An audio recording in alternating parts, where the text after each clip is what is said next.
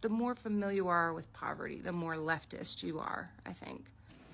I've noticed the same thing, and I think there is also a divide between liberals. If your parent was a Democrat, you're more likely to still be a liberal. If you had a parent who was right-wing conservative, grew up in a community that was on the right, you're more likely to be on a leftist. Neurodivergents are more likely to be leftist, but it really depends on how far back the education goes in their family and their lineage, because the more educated you go generationally, the more likely people are going to be liberal.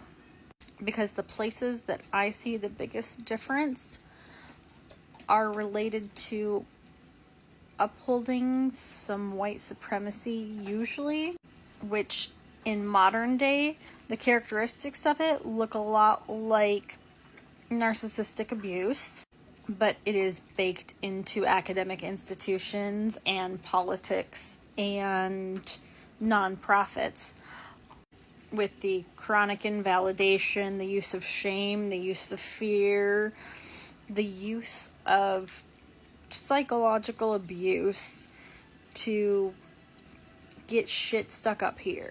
I also see liberals with a lot more hierarchy to unpack. So that shows up as some religious programming and some probably patriarchy. If you're polyamorous and straight, it's a toss-up. If you're polyamorous and queer, likely a leftist. If you're polyamorous, a relationship anarchist, or off the relationship escalator, you're likely a leftist.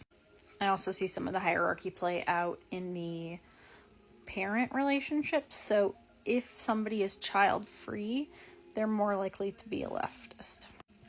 If they have kids and they've worked through their own shit, more likely to be a leftist. If they have kids and have not worked through all of their shit, more likely to be liberal. Because I see a lot of differentials in power dynamics between parents and kids. If you appreciate getting triggered because it points to somewhere where you still have shit going on inside, more likely to be a leftist. I think the liberal spot sits with a lot more fear and shame. But those are just my observations and running tally of what I've seen.